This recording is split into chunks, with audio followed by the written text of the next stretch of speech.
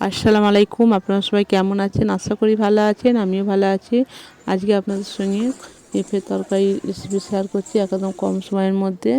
রাতের বেলা রাতের রুটি কিংবা ভাতের সঙ্গে কিন্তু খেতে পারেন এইভাবে। তার জন্য প্রেসার কুকার নিয়েছি, যেহেতু তাড়াতাড়ি রান্না হয়ে যাবে প্রেসার কুকারে পেঁপেটা। ওই জন্য শুকনো লঙ্কা তেজপাতা ফোড়নে দিয়ে একটা পেঁয়াজ দিয়ে দিচ্ছি মিডিয়াম সাইজের। এটা একটু ভালো করে নাড়াচাড়া করে ভেজে নেব। আর এখানে দেখুন পেঁপে কেটে নিয়েছি, আলু আর একটা টমেটো নিয়েছি। তারপর পেঁয়াজটা দেখুন ভাজা হয়ে গেছে।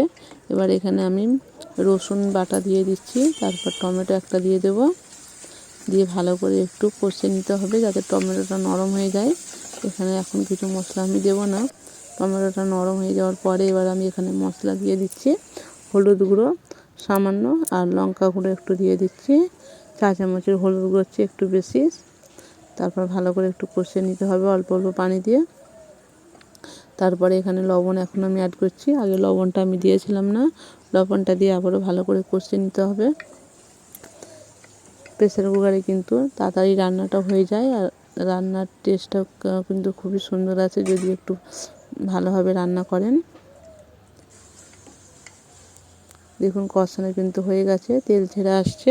এবার আমি এখানে দিয়ে দেবো কেটে রাখা পেঁপে আর আলু। ভালো করে পেঁপে আলু দিয়ে দিয়েছি। দেওয়ার পরে আমি ভালো করে কষাতে থাকবো অনবরত।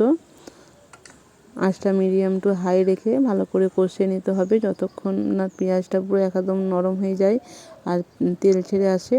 তার আগে আমি এখানে ধনিয়া গুঁড়ো আর জিরা গুঁড়ো দিয়ে দিচ্ছি। দিয়ে ভালো করে এবার কষিয়ে নেব, কিছুক্ষণ কষাতে থাকবো। কষানোর কাছে মেন, যত ভালো করে কষাবেন তরকারির কালারও সুন্দর হবে আর টেস্টটা খেতেও কিন্তু ভীষণ ভালো লাগবে। এই পানিটা দিয়ে দিচ্ছি, এই পানিটা দিয়ে আবারও কষিয়ে নিচ্ছি।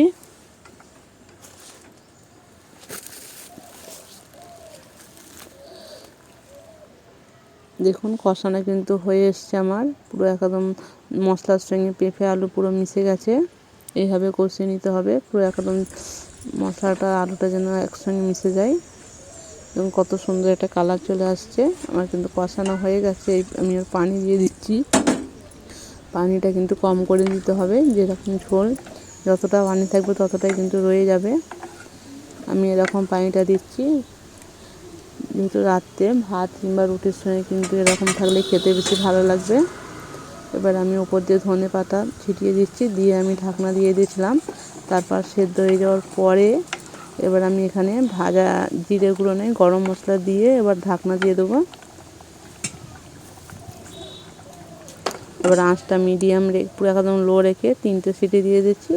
দেখুন তরকারিটা একটা জায়গায় ঢেলে নিচ্ছি, কত সুন্দর হয়েছে। একদম গরম গরম আপনাদের সঙ্গে শেয়ার করেছি। ঠান্ডা হলে আরও সুন্দর একটা কালার চলে আসবে। এইভাবে কম সময়ের মধ্যে পেঁপের তরকারি করে নিতে পারেন। এখানে আমি ভিডিওটা শেষ করছি।